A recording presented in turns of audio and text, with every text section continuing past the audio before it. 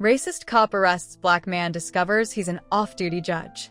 Malcolm Johnson, a well-respected judge in the city, was driving home after an intense day in court.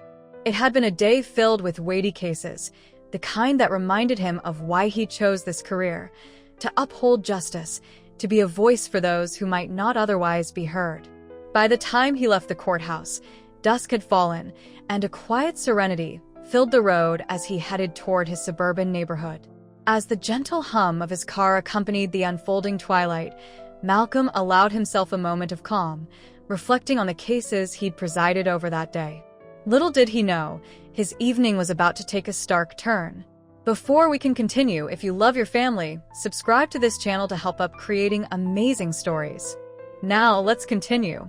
As he drove down a nearly empty road, lost in thought, Malcolm suddenly saw flashing lights in his rearview mirror. The sudden, blinding flashes jarred him from his calm. His mind raced briefly. Had he made an error while driving? He hadn't been speeding, and he knew his car was in perfect condition. It had just passed inspection last month. Taking a deep breath, he pulled over to the side of the road, expecting the situation to resolve quickly. His initial surprise gave way to an assumption. Maybe it was a routine check, a simple mistake. After all, he was a respected judge, someone deeply involved in upholding the law. He knew that if he handled the situation calmly, everything would go smoothly. The officer approached his car with a stern, almost aggressive demeanor. Even through the car window, Malcolm could sense an immediate tension. This was no routine stop. The officer's eyes held a hint of suspicion, a flicker of mistrust, as if he had already judged Malcolm before uttering a single word. "License and registration," the officer demanded, his tone sharp and unyielding. Malcolm, feeling a pang of discomfort, complied without question, reaching into his glove compartment for his documents. As a judge, he had presided over many cases where misunderstandings or minor infractions had escalated due to perceived hostility. He reminded himself to remain calm, to avoid any sign of defensiveness or frustration. Handing over his license and registration, he offered the officer a polite smile, hoping to defuse any tension. "Is there a problem, officer?" he asked, his voice steady. Instead of answering, the officer took the documents without a word and studied them. He seemed almost disappointed to find everything in order. After a few seconds, he glanced back at Malcolm, eyes narrowed. "Where are you coming from?" he asked brusquely. Malcolm hesitated, feeling the atmosphere shift from mere formality to something more unsettling. "I'm coming from work," he replied. "I'm a judge at the county courthouse." He thought this might ease the situation, but the officer's face remained unreadable, a thin veneer of professionalism over what Malcolm sensed was deep-seated animosity. "Oh, a judge, are we?" The officer's tone was laced with sarcasm. He took a step back, crossing his arms and regarding Malcolm with open skepticism. "And I suppose you think that means you're above the law?" Malcolm felt a twinge of indignation but maintained his composure. "Not at all, officer. I respect the law, as I'm sure you do. I was simply explaining where I was coming from." The officer stared at him for a moment longer, as if weighing his next words. Then, without warning, he ordered Malcolm to step out of the vehicle. "Out of the car now," he barked. Caught off guard, Malcolm hesitated, unsure of what he had done to warrant such an order. "Is there something wrong, officer? I'd like to know what's going on." "You're resisting, are you?" The officer's hand moved to his belt, where his handcuffs dangled. "I said, step out of the car. Now."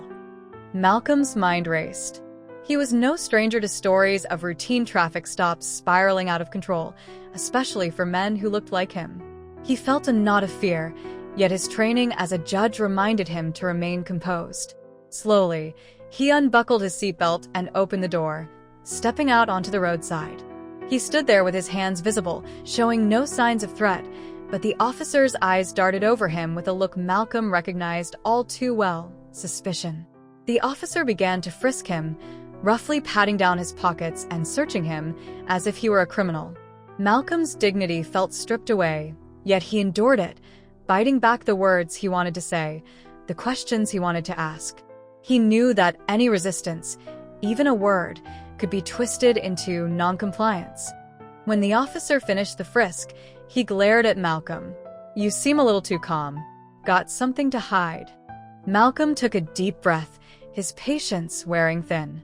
"I have nothing to hide, officer. I've cooperated fully." The officer sneered, seemingly dissatisfied with this response. He looked at Malcolm as though weighing whether or not to escalate further. Then, as if he had made a decision, he announced, "I'm taking you in for resisting an officer." Malcolm felt the wave of shock, quickly followed by anger. He had done nothing wrong. Every action, every word he had spoken was measured and compliant. Yet here he was, a respected judge, being treated like a criminal. As the officer fastened the handcuffs around his wrists, tight and cold, Malcolm's mind raced. This was more than just a traffic stop. It was an abuse of power, an attempt to assert dominance based solely on prejudice. As he sat in the back of the patrol car, his wrists aching from the handcuffs, Malcolm felt a storm of emotions well up inside him. He had seen injustice countless times in his courtroom, but experiencing it firsthand was something else entirely. It was as if the very fabric of his beliefs in the legal system was unraveling before him. For a moment, he thought about how many others had likely been in his position, powerless and dehumanized. They arrived at the police station, where Malcolm was led inside, still in handcuffs. Officers and other staff members turned to watch, some with curiosity, others with surprise. His escort wasted no time reporting his version of the events, painting Malcolm as defiant and combative. Malcolm, still calm, waited for an opportunity to speak. However, it was at that moment that Lieutenant Parker, the station supervisor, entered the room. He looked from Malcolm to the officer and back again, his expression shifting as recognition dawned on him. "Judge Johnson?" he asked, his voice filled with disbelief. The officer froze, his confidence visibly shaken. "Judge?" he stammered, his eyes wide as he glanced at Malcolm. "This man is a judge?" Malcolm said nothing, simply holding the officer's gaze. He saw the dawning realization, the fear that was starting to creep into the officer's eyes as he understood the magnitude of his mistake. Lieutenant Parker's face grew stern as he turned to the officer. "Remove those handcuffs. Now." With a shaking hand, the officer unlocked the cuffs, and Malcolm rubbed his wrists, feeling a flood of relief tempered by anger and frustration. The lieutenant gestured for Malcolm to follow him into his office, away from the eyes and ears of the other officers. Once they were inside, he closed the door and looked at Malcolm, clearly troubled. "Judge Johnson, I don't know how to begin to apologize," he said, his voice filled with regret. "This is unacceptable." Malcolm sighed, exhaustion evident in his posture. "Lieutenant, this isn't just about me. This is about the way people are treated based on nothing but assumptions and prejudice. I don't want an apology. I want accountability." Lieutenant Parker nodded, understanding the weight of Malcolm's words. "There will be a full investigation. I assure you, we'll get to the bottom of this." Over the following days, the incident sparked intense discussions within the police department and beyond.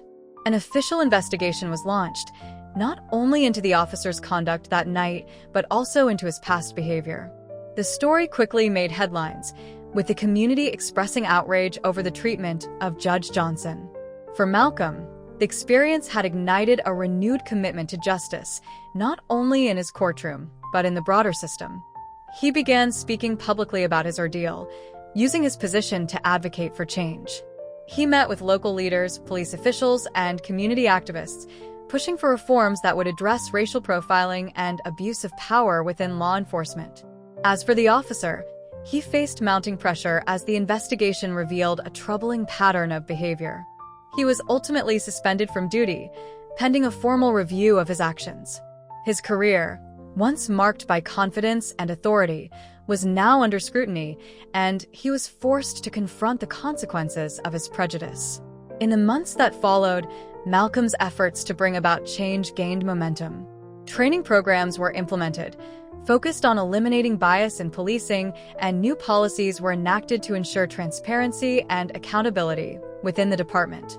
Malcolm continued to speak about the importance of fair treatment, using his platform to highlight stories like his own. His encounter on that quiet road had opened his eyes to the depth of systemic issues in law enforcement. Yet, rather than allowing bitterness to consume him, he channeled his experience into a positive force, determined to prevent others from enduring the same injustices he had faced. In the end, Malcolm's resolve led to meaningful change in his community, serving as a powerful reminder of the strength that can emerge from adversity. His story became a testament to the power of standing up for what's right, even in the face of overwhelming challenges, and he remained, as always, a beacon of justice in a world that's so. The police officer approached Malcolm's car with a stern expression, his movements rigid, radiating a sense of authority that was less about protection and more about control. As the officer neared the car, Malcolm could feel the intensity of his gaze, scrutinizing him before he had even rolled down the window. The officer's hand rested heavily on his belt, close to his holstered weapon, a subtle but deliberate signal. Malcolm had encountered that expression many times before, when people saw his face before knowing his name, his profession, or anything about him. Malcolm took a deep breath, attempting to steel himself for what he sensed was going to be a more complicated interaction than a typical stop. He had been in countless tense situations throughout his career, presiding over cases where emotions ran high, tempers flared, and stakes were immense. But here, on this quiet road, alone in his car, he was not the judge. He was simply a man subject to the judgment of someone else, a judgment already seemingly cast based on the officer's demeanor. As Malcolm rolled down his window, he offered a courteous nod, doing his best to project calmness and deference. Before he could even speak, the officer cut him off with a curt demand: license and registration. His tone was harsh, clipped, and distinctly unfriendly. There was no introduction, no explanation for the stop, just the immediate assertion of authority. Malcolm complied, careful to make no sudden movements as he reached for his glove compartment, retrieving the documents the officer had asked for. "Here you go, officer," he said, extending his license and registration with a calm professionalism, hoping it would help defuse any unnecessary tension.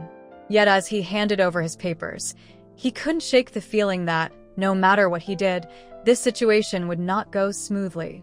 The officer snatched the documents without a word of acknowledgement, barely glancing at them before his gaze returned to Malcolm, his eyes narrowed with suspicion. There was a slight sneer on his face, a flash of disdain that Malcolm caught despite the officer's attempt to maintain an outwardly neutral expression. After a pause that felt far too long, the officer finally spoke. "Where are you coming from?" His voice was laced with a distrust that bordered on contempt. Malcolm felt a surge of frustration rise within him, but he forced it down, knowing that any hint of defensiveness could be misinterpreted as hostility. "I'm coming from work," he replied evenly, keeping his tone respectful. "I'm a judge at the county courthouse." He hoped that sharing his profession would lend credibility, perhaps even soften the officer's demeanor. But instead of easing the situation, the revelation seemed only to deepen the officer's skepticism. The officer's eyebrows lifted in mock surprise, his mouth twisting into a smirk. "Oh, a judge, are we?" he said, the sarcasm dripping from his voice. He leaned in slightly, peering at Malcolm as though trying to detect a lie. "And I suppose you think that means you're above the law?" Malcolm's patience was beginning to wear thin, but he maintained his composure. "Not at all, officer," he replied calmly. "I respect the law and those who enforce it. I was simply explaining where I was coming from." But his words seemed to fall on deaf ears. The officer continued to stare at him, his eyes cold and calculating, as if weighing Malcolm's every word, every movement, searching for a reason to escalate the situation further. The silence stretched between them, taut and uncomfortable, until the officer suddenly straightened, his expression hardening even more. "Step out of the car," he ordered, his tone leaving no room for debate. Malcolm hesitated for a brief moment, caught off guard by the command. There had been no explanation, no indication of what he had supposedly done wrong. In his years as a judge, he had heard countless stories of situations like this, where simple traffic stops had spiraled into something far more severe due to miscommunication or a sudden escalation. He had always advised those involved to stay calm, to comply with the officer's instructions to avoid unnecessary conflict. Now, those words came back to him as he faced a situation he had only ever observed from the safe distance of his courtroom. "Is there a problem, officer?" he asked, keeping his voice steady, though he couldn't hide the note of confusion that slipped in. "You're resisting, are you?" the officer replied, his voice sharp as a blade. His hand moved to his belt, fingers grazing the handcuffs as he took a step closer to the car. "I said, step out of the car. Now." Malcolm's heart began to race. He had done nothing to provoke this reaction, yet the officer's tone and body language conveyed a clear threat. He thought of all the cases he had presided over, all the stories he had heard of situations escalating in an instant, and he knew that his only option was to comply.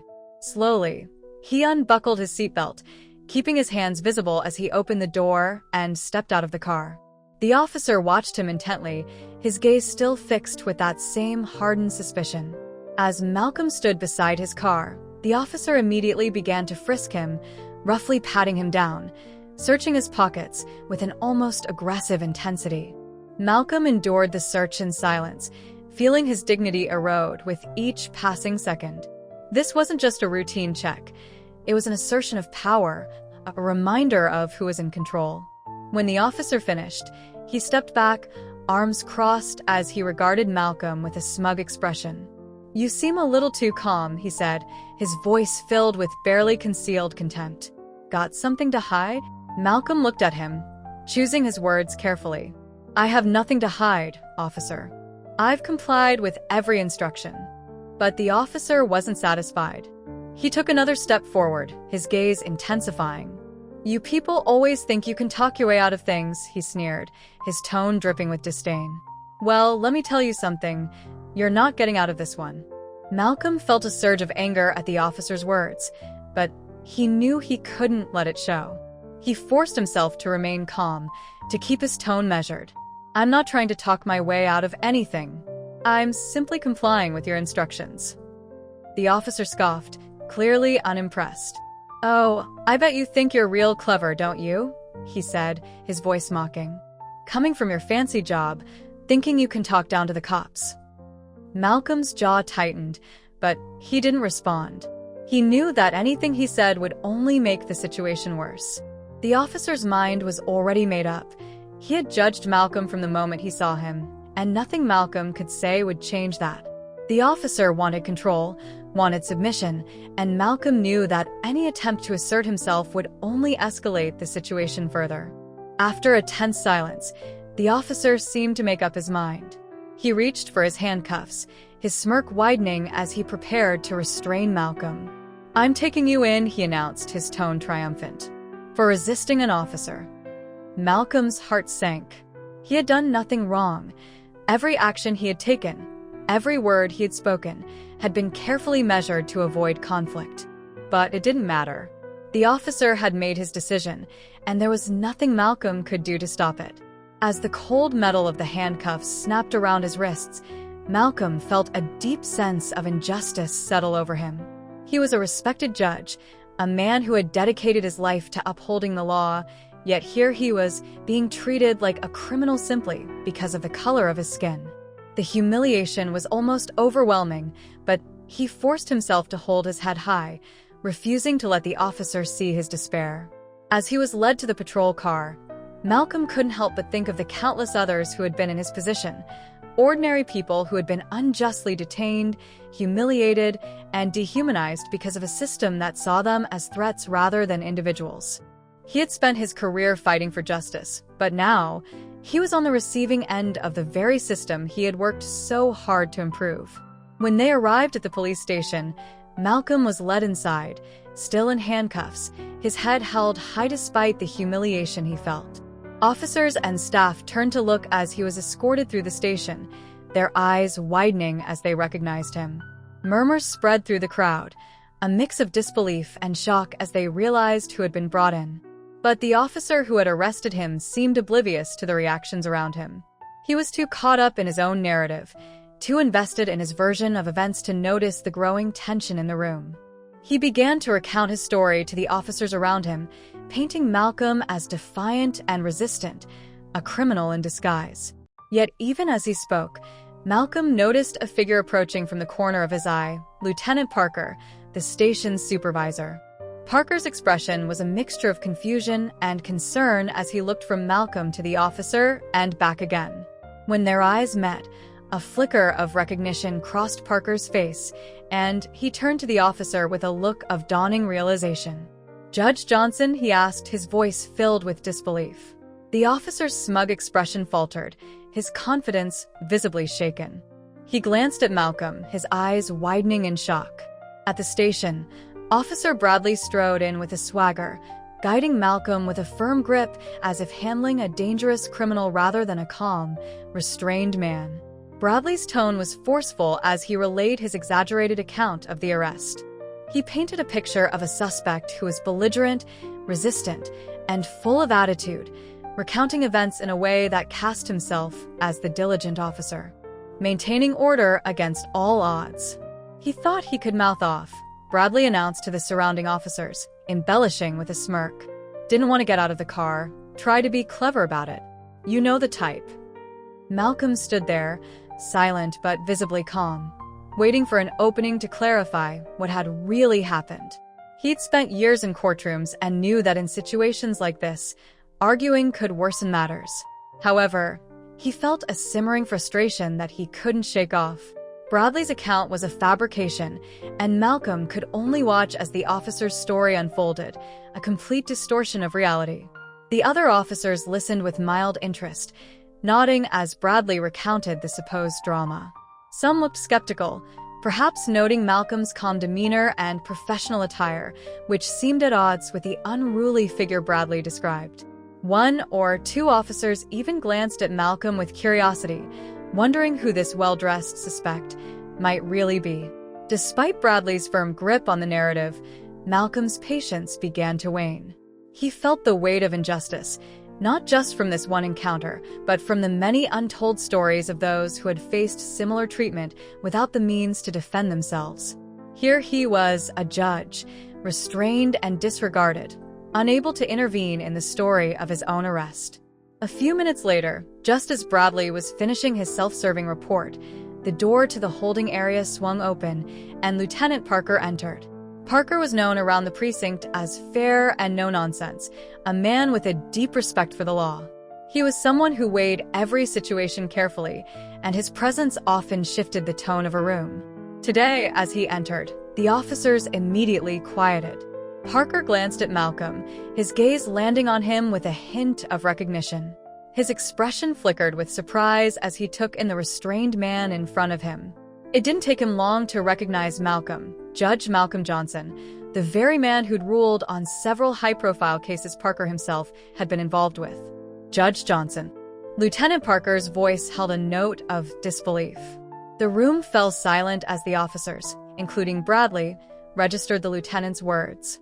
Bradley's expression transformed from smug confidence to utter shock. He glanced at Malcolm, his face paling as he processed the implications of his actions. The atmosphere in the room shifted dramatically, a tangible tension filling the space as realization dawned on the officers present. Judge Johnson? The man Bradley had been boasting about arresting, the one he'd just painted as a hostile suspect, was actually an off-duty judge?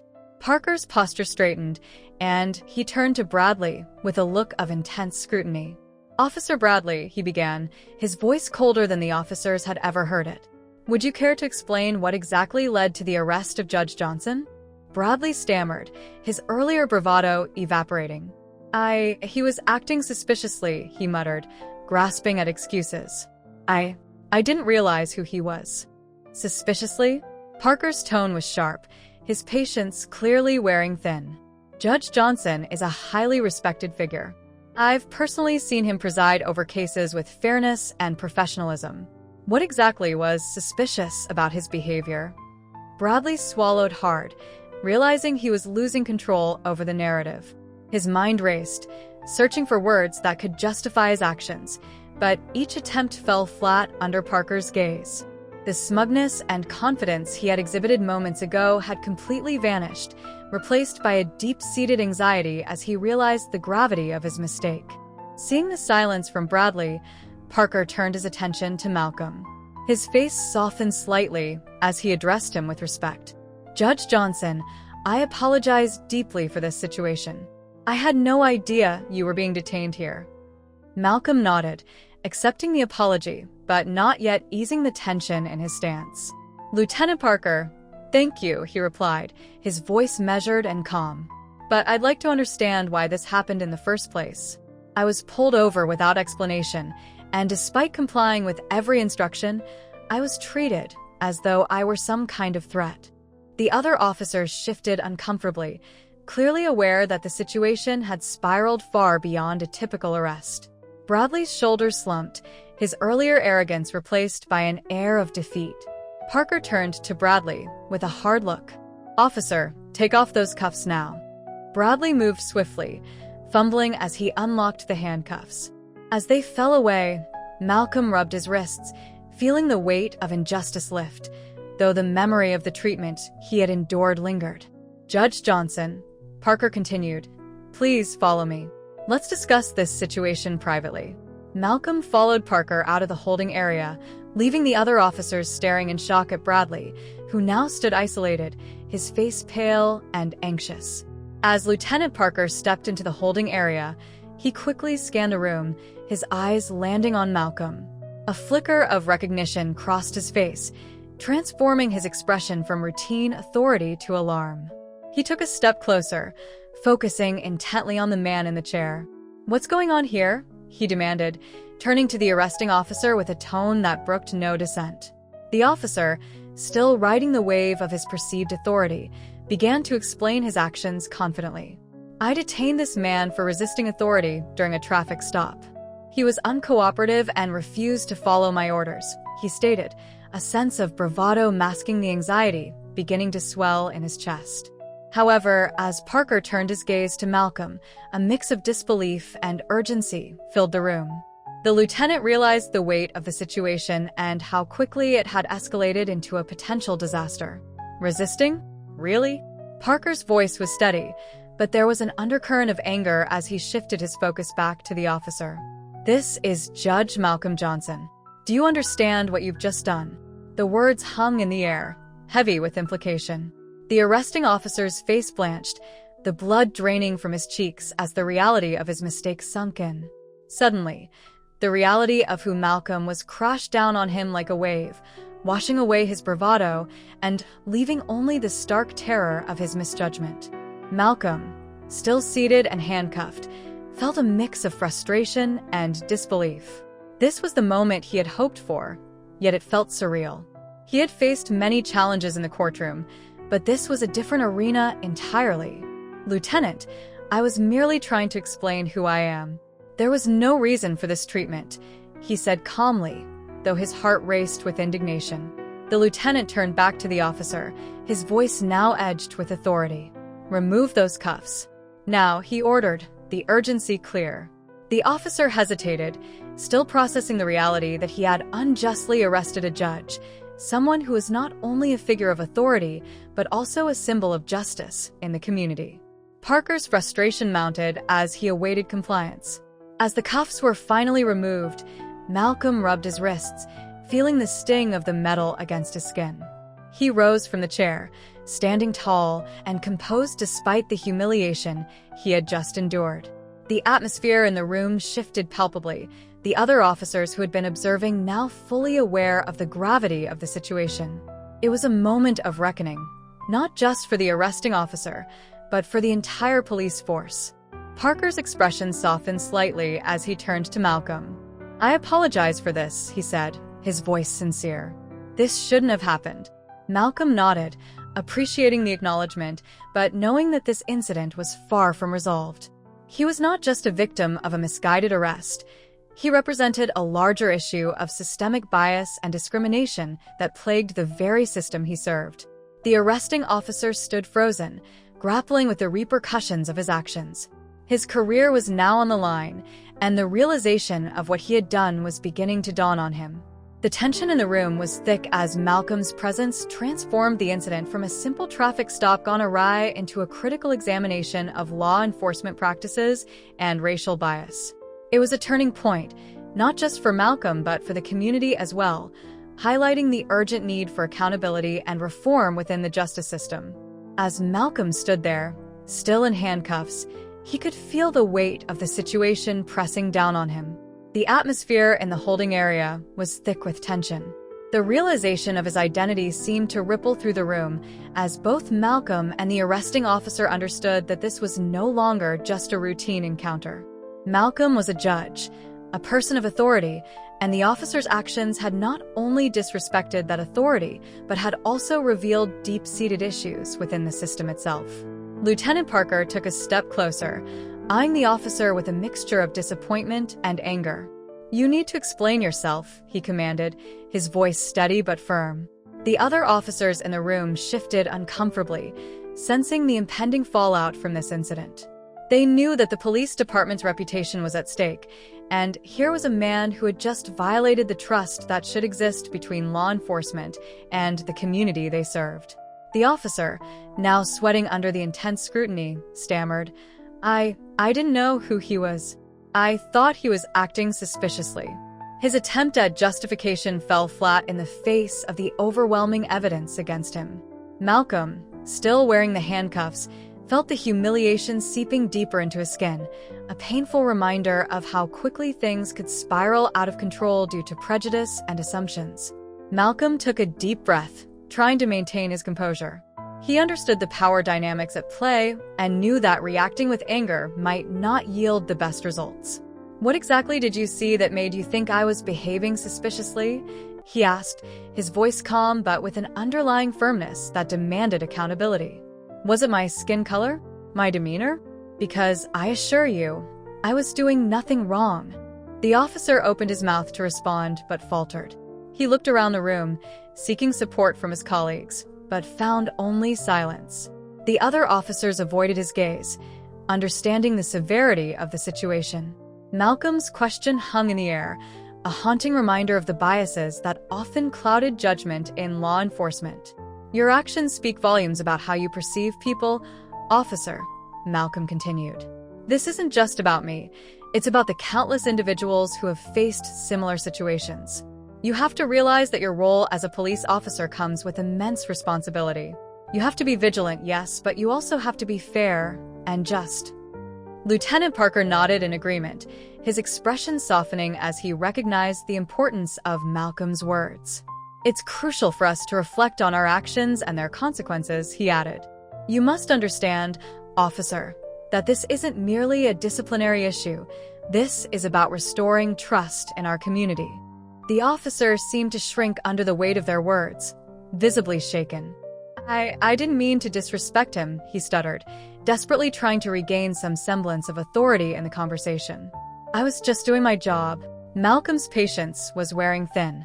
"Your job is to protect and serve, not to profile and arrest without cause," he replied, his voice steady. "When you made assumptions based solely on my appearance, you failed to do your job effectively. You have to recognize the impact of your actions, not just on me, but on everyone who looks like me."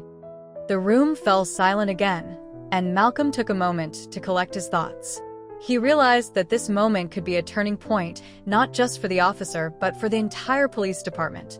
This encounter could serve as a catalyst for change, a lesson learned in humility and understanding. "You must understand," Malcolm continued, "that your actions are indicative of a larger problem.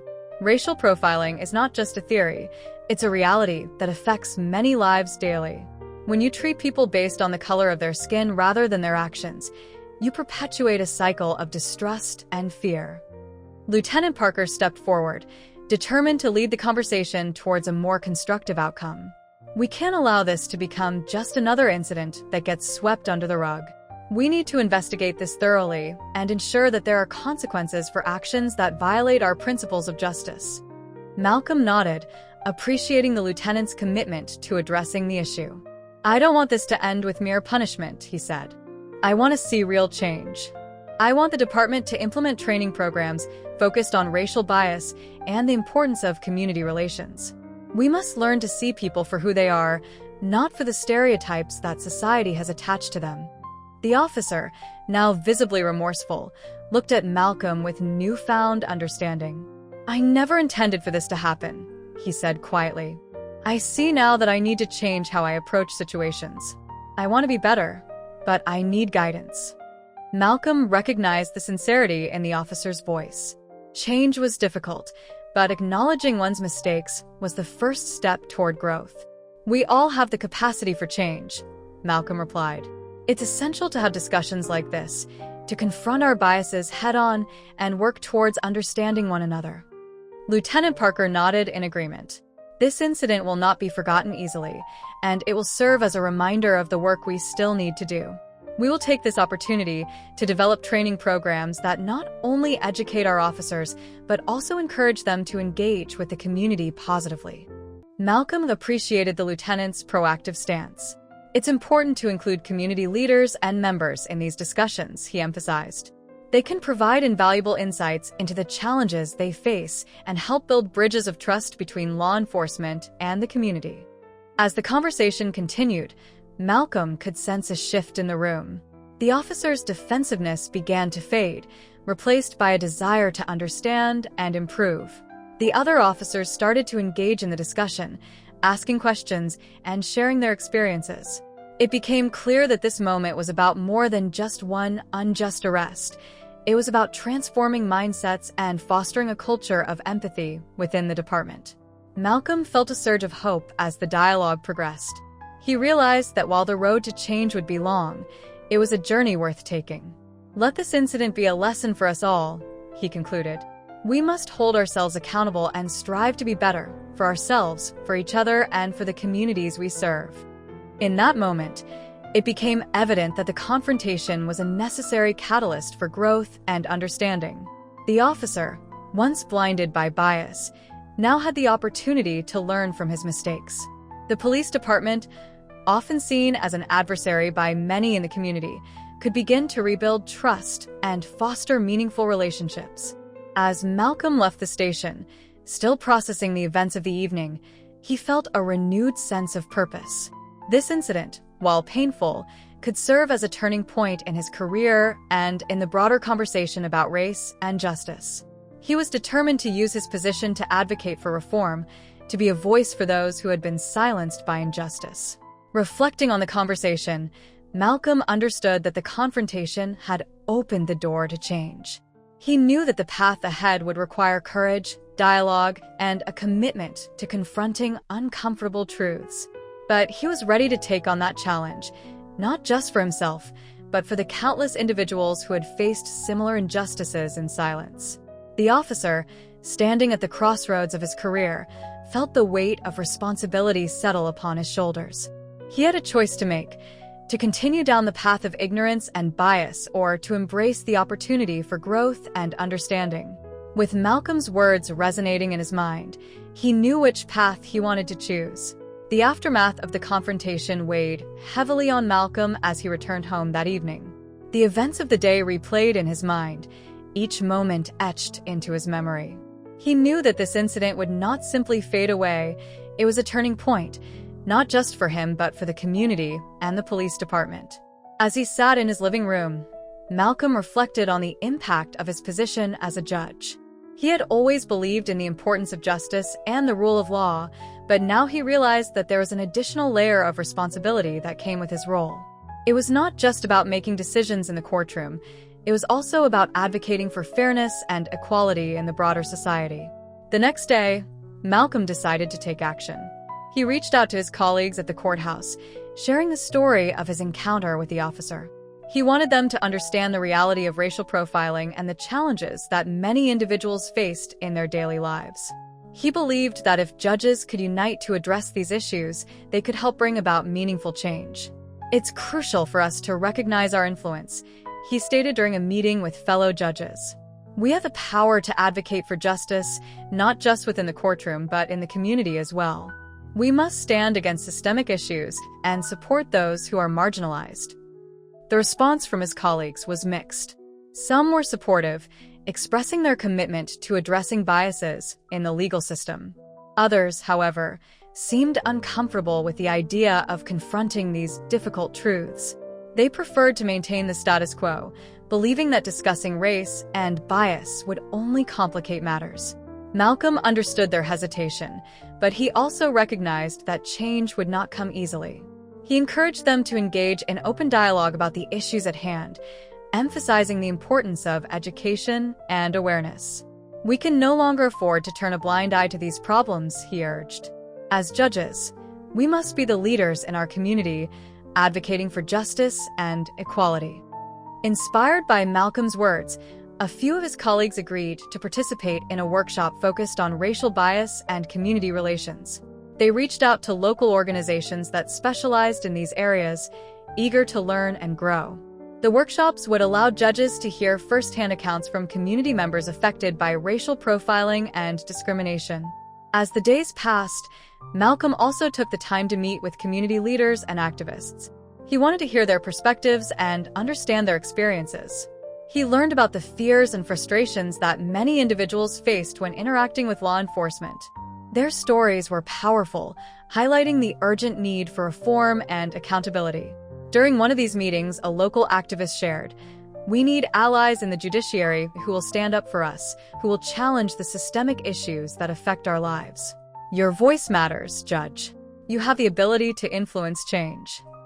Malcolm felt a sense of responsibility wash over him. He knew that he could not remain silent. He began drafting an open letter to the community, outlining his commitment to fighting against racial profiling and advocating for justice. He wanted to assure individuals that their experiences mattered and that he would work tirelessly to ensure their voices were heard. In the weeks that followed, Malcolm became a vocal advocate for change. He participated in community forums, attended town hall meetings, and collaborated with local organizations to address the pressing issues of racial bias and police accountability. His dedication began to inspire others, and slowly but surely, a movement started to take shape. As more community members joined the conversation, it became clear that there was a collective desire for change.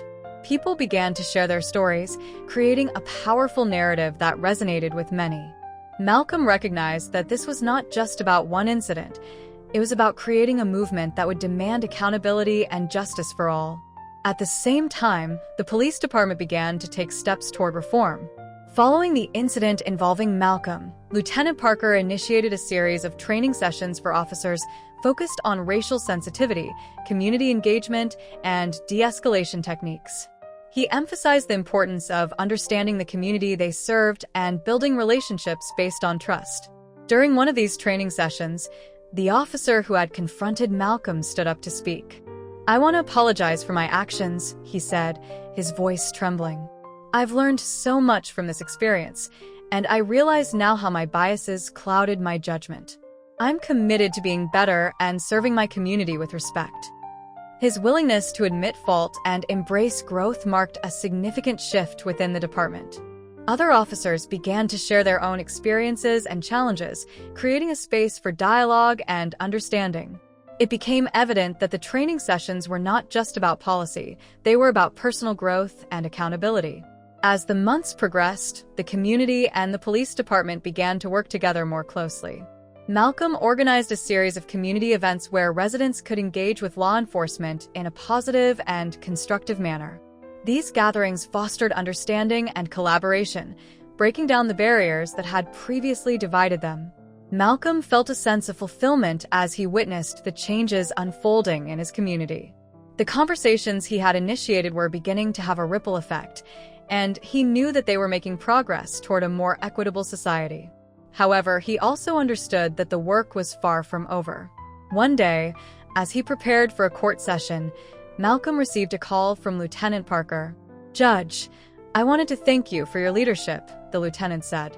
"The changes we've implemented are making a difference. Our officers are more aware, and we're seeing improvements in our community relations. I appreciate your commitment to this cause." Malcolm felt a swell of pride as he listened to Parker's words. It reaffirmed his belief that change was possible, but it also reminded him of the ongoing challenges that lay ahead. He knew that the fight for justice and equality required continuous effort, and he was prepared to dedicate himself to this work. In the months following the confrontation, Malcolm also began to see the personal impact of his advocacy. He received messages from individuals who expressed gratitude for his commitment to justice. They shared stories of how his actions had inspired them to speak out against injustice in their own lives, creating a sense of empowerment that was deeply fulfilling. The journey was not without challenges, though. There were moments of pushback from those who resisted change, individuals who preferred to maintain the status quo. But Malcolm remained steadfast in his resolve, understanding that progress often comes with resistance. He sought to engage in constructive conversations, even with those who disagreed with his perspective. As the years passed, Malcolm continued to be an advocate for justice. He remained dedicated to raising awareness about racial profiling, encouraging open dialogue within the community, and holding law enforcement accountable. He understood that change was a continuous journey, one that required patience, resilience, and unwavering commitment. Ultimately, Malcolm realized that the events of that fateful day had transformed him. He had emerged from the experience with a renewed sense of purpose, determined to fight for justice and equality. He understood that his role as a judge extended beyond the courtroom. It encompassed a responsibility to advocate for those who had been silenced by injustice. In the end, the confrontation was not merely an isolated incident. It was a catalyst for change, a reminder of the importance of empathy, understanding, and accountability. Through his advocacy, Malcolm had not only changed the lives of others, but had also transformed himself, becoming a powerful voice for justice in a world that desperately needed it. In the weeks following the incident, Malcolm became an outspoken advocate for fair treatment and reform within the justice system. The confrontation had shaken him to his core, illuminating not just the personal ramifications of bias, but also the systemic issues that plagued the institution he had dedicated his life to serving. With a newfound sense of urgency, he set out to share his story with a broader audience, believing that transparency was the first step towards healing and reform. Malcolm began by giving talks at local community centers, schools, and churches. He shared the details of the day he was wrongfully confronted by an officer, emphasizing how this experience was not an isolated event, but rather part of a larger pattern of racial profiling that many in his community faced daily. He urged attendees to speak out against injustice and to hold not only law enforcement, but also their own communities accountable for creating an environment of respect and dignity for all citizens. Each talk resonated deeply with audiences, who often shared their own stories of encounters with law enforcement that left them feeling dehumanized and marginalized. Malcolm listened intently, understanding that these narratives were not merely anecdotal. They represented a collective trauma that needed to be addressed. In a particularly poignant session at a local high school, a young student approached him after his speech, tears in her eyes. "Thank you for sharing your story, Judge. I thought I was the only one who felt this way," she said, reflecting the need for validation that so many individuals sought. In addition to public speaking, Malcolm organized workshops focused on unbiased policing, bringing together community leaders, law enforcement officials, and concerned citizens. The workshop served as a platform for open dialogue, where participants could discuss their experiences, fears, and aspirations for a more equitable justice system. Malcolm facilitated discussions that encouraged participants to confront uncomfortable truths about their own biases while fostering an environment of understanding and empathy. "Change begins with us," Malcolm often stated during these workshops. "We must recognize that our perceptions can be clouded by stereotypes and preconceived notions. Only through education and dialogue can we begin to dismantle the structures that perpetuate inequality." His words echoed in the minds of those who attended, prompting many to reflect on their own roles within the justice system and society at large. Meanwhile, the city government began to take notice of Malcolm's efforts. Influenced by his advocacy, they implemented training programs for law enforcement focused on fair treatment and respect for all citizens.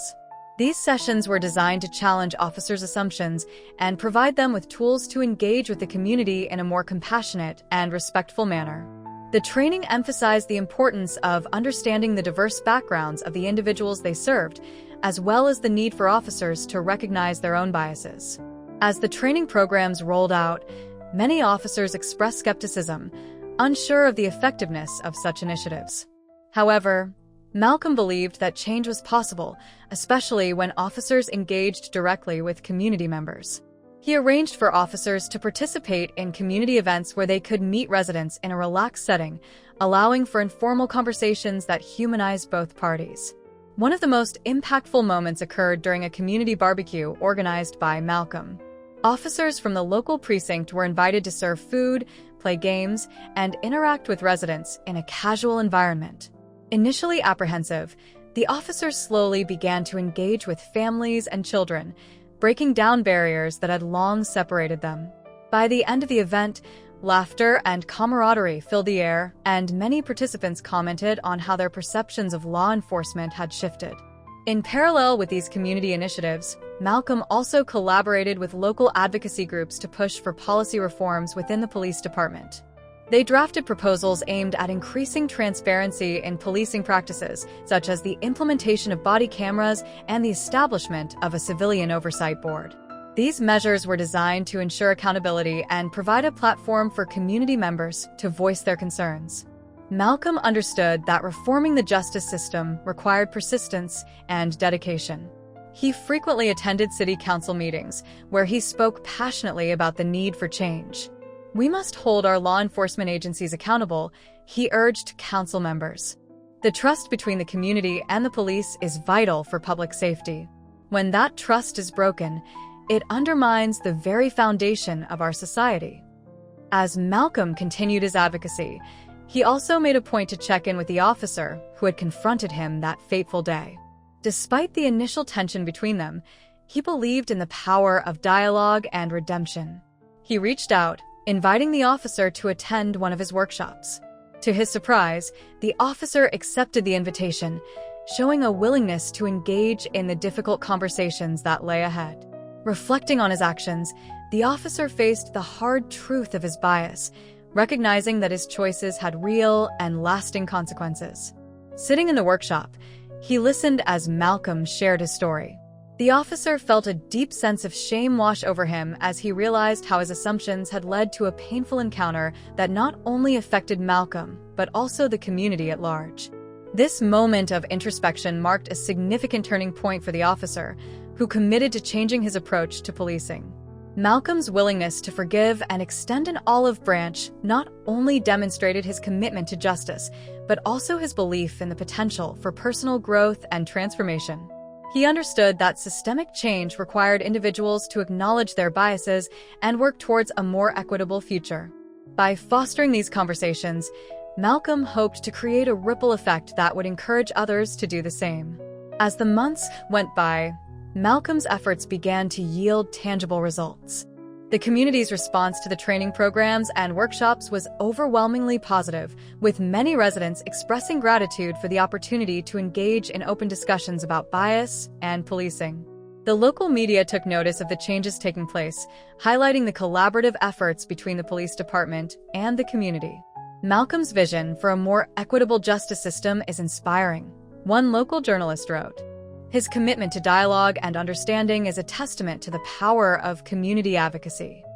The article sparked further interest in Malcolm's initiatives, leading to an influx of volunteers eager to contribute to the cause.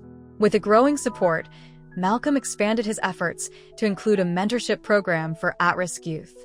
He believed that empowering young people to pursue education and career opportunities was crucial for breaking the cycle of poverty and discrimination.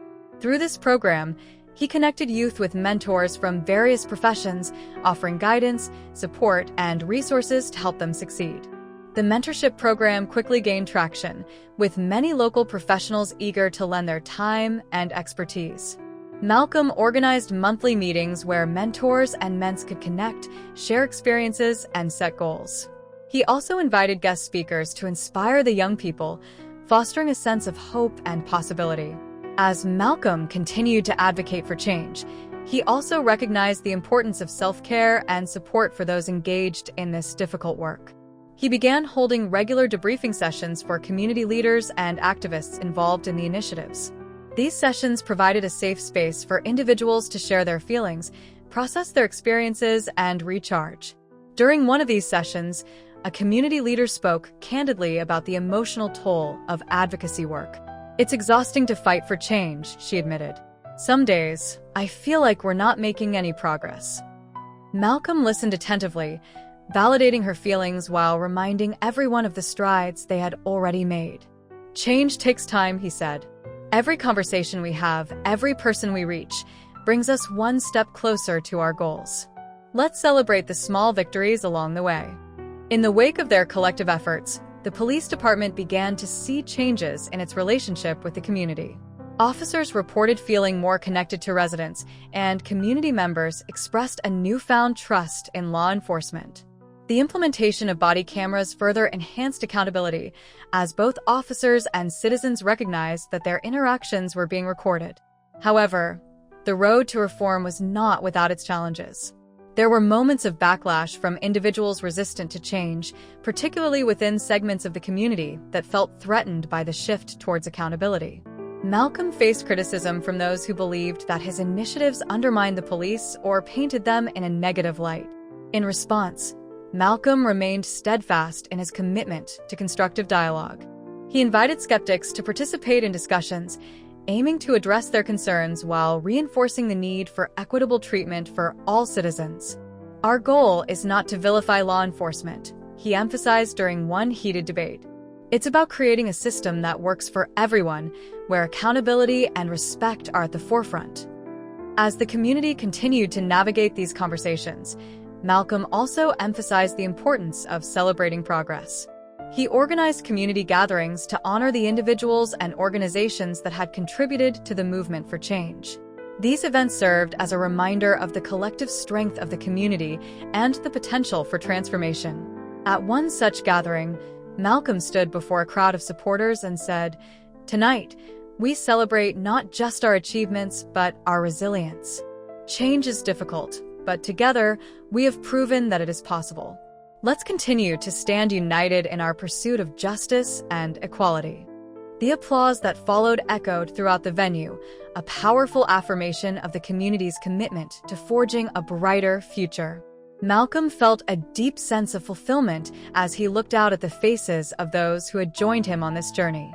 Each individual represented a story, a struggle, and a hope for change. As time passed, Malcolm's advocacy began to gain national attention. His efforts were recognized by various organizations focused on social justice, and he was invited to speak at conferences and panels across the country. During one such event, he addressed a large audience, sharing his story and the lessons learned along the way. "The fight for justice is ongoing," he stated passionately. "It requires courage, empathy, and an unwavering commitment to one another. We must recognize that we are all part of this journey, and together, we can create a world where every individual is treated with dignity and respect." His words resonated with many, sparking conversations about the importance of community engagement and the role of individuals in shaping the justice system.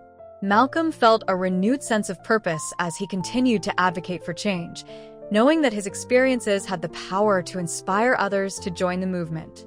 As Malcolm's influence grew, so did his commitment to ensure that the progress made in his community served as a blueprint for others. He began collaborating with organizations across the nation, sharing strategies and best practices for promoting equitable treatment and reform within the justice system. Reflecting on his journey, Malcolm recognized that the path to justice was not a straight line but a series of twists and turns, requiring patience, resilience, and collaboration. He remained steadfast in his belief that every action, no matter how small, could contribute to a larger movement for change. Through his unwavering dedication to justice and his commitment to fostering dialogue, Malcolm transformed his experience into a powerful catalyst for change within the justice system. As he continued to advocate for fair treatment, he inspired countless others to do the same, creating a ripple effect that extended far beyond his community. The road ahead was still filled with challenges, but Malcolm knew that with each step, They were moving closer to a future where justice and equality were not just ideals, but realities for all. Disclaimer: this channel does not support or tolerate any form of discrimination, racism, prejudice, or violation of human rights. The stories presented here are original and created by the author with the aim of promoting reflection, awareness, and dialogue. All content is developed with respect for diversity and the dignity of all people.